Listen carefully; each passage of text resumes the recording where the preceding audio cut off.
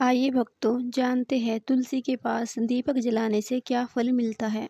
एक बार माता लक्ष्मी भगवान विष्णु से पूछती हैं, तुलसी के पास दीपक जलाने का क्या महत्व है और रोज शाम को तुलसी के पास दीपक क्यों जलाया जाता है। इससे मनुष्य को कौन सा फल प्राप्त होता है। तुलसी के पास दीपक जलाने की विधि क्या है तथा दीपक जलाते समय कौन से मंत्र का उच्चारण करना चाहिए। हे स्वामी, कृपया कर आप मुझे विस्तार से बताएं। तब भगवान विष्णु कहते हैं, हे देवी, आपने आज समस्त जाति कल्याण के लिए बहुत महत्वपूर्ण प्रश्न किया है। आपके इस प्रश्न का उत्तर देने से पूर्व मैं आपको एक प्राचीन कथा सुनाता हूँ, जिससे आपको आपके सभी प्रश्नों के उत्तर मिल जाएंगे। इसीलिए हे देवी, आप इस कथा को ध्यानपूर्वक सुनना। इस कथा को ध्यान से सुनने मात्र से ही मनुष्य को 100 वर्ष तक तुलसी के पास दीपक जलाने का पुण्य प्राप्त होता है। तब माता लक्ष्मी कहती है, हे स्वामी, मैं इस कथा को सुनने के लिए उत्सुक हूँ। कृपया कर आप मुझे यह कथा सुनाएं। तब भगवान विष्णु माता लक्ष्मी को वह कथा सुनाने लगते हैं। हे देवी, पूर्व काल की बात है। दक्षिण दिशा में तुम्भद्रा नाम की एक बहुत बड़ी नदी थी। इस नदी के किनारे पर एक हरिपुर नाम का अत्यंत सुंदर नगर बसा हुआ था। उसी नगर में काशी नाम के एक ब्राह्मण निवास करते थे। वे अत्यंत गुणवान और चरित्रवान थे और धर्म कार्य करने वाले तथा वेदों के मार्ग पर चलने वाले थे। उन्होंने समस्त शास्त्र का अध्ययन किया हुआ था। उस ब्राह्मण की एक पत्नी थी जिसे लोग दुराचार कहकर पुकारते थे, क्योंकि उसके कर्म ही उसके नाम के अनुसार थे। वह सदैव ही अपने पति को अपमानित करती थी। वह अपने पति को गलत शब्द कहती थी, पति को भयंकर दुख देती थी और अपने पति के लिए कभी भी भोजन नहीं बनाती थी। और उसने कभी भी अपने पति के साथ प्रेम से व्यवहार नहीं किया। पति के मित्र और रिश्तेदार घर पर आते तो उसकी पत्नी उन्हें अपमानित कर घर से भगा देती और स्वयं काम भाव से उन्मत्त होकर निरंतर व्यभिचारिणी स्त्रियों के साथ घूमा करती थी। उसका मन पति को छोड़कर प्राय पुरुषों में लगा रहता था। उसने कभी अपने पति से प्रेम से बात नहीं की, किंतु प्राय पुरुषों के संग बैठकर बातें करती थी। प्राय पुरुषों को मोहित करने के लिए सज धवज कर गाँव में घूमने जाया करती थी। कभी वह किसी वन में जाकर वृक्ष के नीचे खड़ी होकर सुंदर पुरुषों की राह देखने लगती और किसी दुष्ट पुरुष को मोहित करके उसके संग भोग विलास किया करती थी। फिर एक दिन वह दुराचारिणी स्त्री वन में जाकर एक वृक्ष के नीचे खड़ी हो गई। उसका चित्त काम से भरा हुआ था। वह सुंदर कामी पुरुष की राह देख रही थी, किंतु बहुत समय निकलने के बाद उस स्थान पर कोई पुरुष नहीं आया। इसीलिए वह अत्यंत दुखी हो गई और प्रियतम की खोज में इधर उधर देखने लगी। उस दिन उसका सारा परिश्रम व्यर्थ हो गया। वहाँ पर खड़ी होकर वह नाना प्रकार की बातें करने लगी और विलाप कर कहने लगी, हाय हाय, आज तो इस मार्ग से कोई भी सुंदर पुरुष नहीं आया। अब मैं कैसे अपने काम वासना को शांत करूं? आज की रात कैसे बीतेगी? वह जोर जोर से विलाप करने लगी। उस जंगल में एक भयानक बाघ निवास करता था। उस पापणी स्त्री की आवाज़ सुनकर वह जग गया और उछलकर उस स्त्री का भक्षण करने के लिए उसके पास आ गया। उस भयंकर बाघ को देखकर उस स्त्री के पसीने छूटने लगे। वह भय से थरथर कांपने लगी। वह स्त्री कुछ करती इतने में ही उस बाघ ने अपने पंजे से उसे घायल कर दिया और वह स्त्री जमीन पर गिर पड़ी। जमीन पर गिरते ही वह स्त्री चिल्लाते हुए बोली, अरे बाघ, तू किस लिए यहाँ पर आया है? मुझे क्यों मार रहे हो? मैं यहाँ पर अपने प्रियतम की खोज कर रही हूँ। तुम मुझे छोड़ दो। मेरा भक्षण करके तुम्हें क्या मिलेगा? उस स्त्री की बात सुनकर वह भयानक बाघ क्षण भर के लिए रुक गया और हंसते हुए बोला, हे दुष्टा, आज विधाता ने तुझे मेरा ग्रास नियुक्त किया है। तुझ जैसी पापनी स्त्री का भक्षण करना ही मेरा काम है। तभी तुझे इस शरीर से मुक्ति मिलेगी। वह स्त्री कहने लगी, हे बाघ, तुम कौन हो? मुझे सच सच बताओ, तुम्हें किस कारण से बाघ की योनि में जन्म लेना पड़ा और तुम मुझ जैसी स्त्री का भक्षण क्यों करते हो? पहले मुझे सारी बात बताओ और फिर मेरा भक्षण करो। फिर बाघ कहता है, हे पापणी, मैं तुझे मेरे पूर्व जन्म का वृत्तांत सुनाता हूँ। किस कारण से मुझे बाघ बनना पड़ा। पूर्व काल में दक्षिण देश में एक नदी थी। उस नदी के तट पर एक नगरी बसी हुई थी। उस नगरी में मैं निवास करता था। मैं एक ब्राह्मण का पुत्र था और नदी के किनारे बैठकर यज्ञ आदि कार्य करता था। मैंने उस जन्म में अनेक पापियों के लिए यज्ञ किया। उन पापियों के घर का भोजन किया। मैंने धन के लोभ से अनेक पापियों के लिए कार्य किया। जिन वस्तुओं का दान ब्राह्मण को नहीं लेना चाहिए, उन वस्तुओं का दान भी मैंने ग्रहण किया और दूसरों से धन लेता था, लेकिन कभी भी वापस नहीं करता था। इस प्रकार से पाप करते हुए मुझे बहुत साल बीत गए और मैं बूढ़ा हो गया। मेरे बाल सफ़ेद हो गए, मेरी आंखें सूज गई, मुंह के सारे दांत गिर गए, लेकिन फिर भी मेरी दान लेने की आदत नहीं छूटी और मैं पाप करता गया। फिर एक दिन मैं धन के लोभ से नदी किनारे गया और अन्य धूर्त ब्राह्मणों के साथ मिलकर हमने लोगों को ठगा। झूठ मंत्र वचन बोलकर हमने बिना विधि विधान किए ही देवी देवताओं का पूजन किया और बहुत सारा धन दान में ले लिया।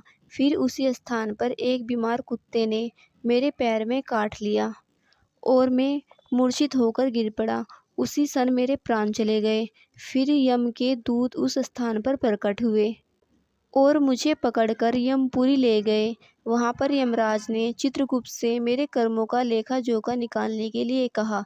फिर चित्रगुप्त ने कहा, हे धर्मराज, इस ब्राह्मण ने घोर पाप किए हैं। इसने दूसरों से झूठ कहकर धन लूटा है, विधि विधान से पूजा न करके पाठ किया है, झूठ मंत्र बोलकर भगवान का अपमान किया है।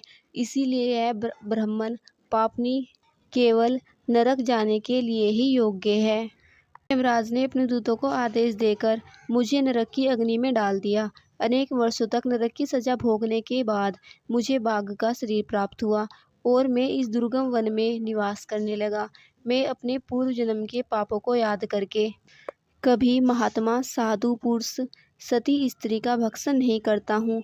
मैं केवल पापी, दुराचारी तथा कुंटा स्त्रियों का ही भक्षण करता हूँ, ताकि मुझे पाप से मुक्ति मिल जाए। इस प्रकार से बाघ ने अपने पूर्व जन्म का वृत्तांत सुना दिया और उस स्त्री से कहने लगा, हे पापनी, तेरे आचरण से तू उल्टा दिखाई पड़ती है।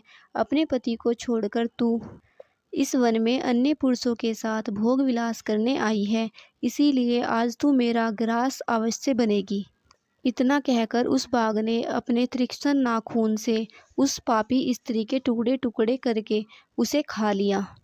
फिर उसी स्थान पर यम के दूत प्रकट हुए और उस पापनी स्त्री को उठाकर यमपुरी ले गए। वहाँ पर उसे यमराज के सामने खड़ा किया गया। फिर चित्रगुप्त ने उस स्त्री का लेखा जोखा निकालते हुए कहा, हे धर्मराज, यह स्त्री तो अत्यंत पापनी है। इसने घोर पाप किए हैं। इसने व्यभिचार किया है। इसने अपने पति की कभी सेवा नहीं की। अपने पति को भूलकर पराये पुरुषों के संग भोग विलास किया करती। उसके पापों को सुनकर यमराज ने अग्नि से भरे हुए कुंडों में उस स्त्री को डाल दिया।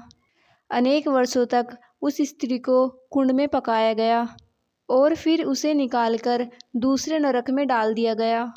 इस प्रकार से उसे अनेक वर्षों तक अलग अलग नरकों में डाला गया। अनेक प्रकार के नरक भोगने के बाद उस स्त्री ने पृथ्वीलोक पर चंडाल के रूप में जन्म लिया। चंडाल के रूप में जन्म लेकर वह स्त्री फिर से अनेक पाप करने लगी। अनेक पापी पुरुषों के साथ विहार करने लगी। कुछ समय बाद उसे पूर्व जन्म के पापों के कारण कोढ़ रोग हो गया और वह भयानक पीड़ा सहन करने लगी। उसका अंग अंग जलने लगा उसके नेत्रों में पीड़ा होने लगी। उस दुख को सहन करती हुई वह दिन बिताने लगी। फिर एक दिन वह तीर्थ में स्नान करने के उद्देश्य से अनंतपुरी में चली गई। वह एक आश्रम के बाहर निवास करने लगी। वहाँ उस आश्रम में एक तुलसी का पौधा था। अन्य स्त्रियों को वहाँ तुलसी के पास दीपक जलाते हुए देखकर उस पापी स्त्री ने भी वही किया। उसने तुलसी के पौधे के पास एक दीपक जला दिया। फिर उसी रात उस स्त्री की हृदयघात से मौत हो गई और वहाँ पर यमराज के दूत उसे ले जाने के लिए प्रकट हुए। जैसे ही यम के दूत उस स्त्री को पास में बांधकर ले जाने लगे, वहाँ पर विष्णु भगवान के पार्षद प्रकट हुए और उन्होंने उन दोनों को रोक लिया और कहने लगे, हे दूत, इस स्त्री को छोड़ दो, यह नरक में जाने योग्य नहीं है। तुम किसके आदेश से ऐसा अधर्म कर रहे हो? फिर यमराज के दूत कहने लगे, हे पार्षदों, हम यमराज के आदेश से आए हैं। हे पार्षदों, किंतु आप इसे किस कारण से रोक रहे हैं? यह स्त्री अत्यंत पापनी है, इसे नरक में ले जाने की आज्ञा मिली है। फिर पार्षद कहने लगे, हे यमदूत, यह स्त्री तो भगवान विष्णु की भक्त है, यह नरक जाने योग्य नहीं है। इसने शाम को तुलसी के पास दीपक जलाया है, इसी कारण से इसके समस्त पाप नष्ट हो गए और यह नरक जाने योग्य नहीं है। यह स्वर्ग जाने की अधिकारी बन चुकी है। पार्षदों की बात सुनकर यमदूत ने उस स्त्री को उसी स्थान पर छोड़ दिया और वहाँ से यमदूत अपने लोक वापस लौट गए। यमराज को जाकर उन्होंने सारा वृत्तांत सुनाया। फिर भगवान विष्णु के पार्षद उस स्त्री को दिव्य विमान में बिठाकर स्वर्ग लोक ले गए। भगवान विष्णु कहते हैं, हे देवी, इस प्रकार से जो भी तुलसी के पास केवल दीपक जलाने मात्र से ही मनुष्य के सारे कष्ट दूर हो जाते हैं और पाप भी नष्ट हो जाते हैं। इस प्रकार से जो स्त्री नित्य शाम को तुलसी के पास दीपक जलाती है, वह सौभाग्यशाली बनती है। उसके पूर्व जन्मों के सभी पाप नष्ट हो जाते हैं। उसे सुख समृद्धि की प्राप्ति होती है। रोज तुलसी के पास दीपक जलाते समय इस मंत्र का उच्चारण करना चाहिए। ओम तुलसी दिव्ये च विहाय विष्णु प्रियाय च धीमहि तन्नो वृंदा प्रचोदयात्, जिसका अर्थ होता है, विष्णु प्रिय तुलसी, मैं आपको नमन करती हूँ, आप मुझे उच्च बुद्धि दो। हे वृंदा, आप मेरे मन को रोशन करो। भगवान विष्णु कहते हैं, हे देवी, हजारों अमृत के घोड़ों से नहलाने पर भी श्री विष्णु को उतनी तृप्ति नहीं होती जितनी वे मनुष्य के द्वारा तुलसी का एक पत्ता चढ़ाने से प्राप्त करते हैं। 10,000 गोदान से मानव जो फल प्राप्त करता है, वही फल तुलसी पत्र के दान से पा लेता है। जो मृत्यु के समय अपने मुख में तुलसी पत्र का जल पा लेता है, वह संपूर्ण पापों से मुक्त होकर भगवान श्री हरि विष्णु के धाम जाता है। हिंदू धर्म में तुलसी के पौधे का महत्व सबसे अधिक है। इसकी सबसे पहले पूजा भगवान विष्णु ने की थी।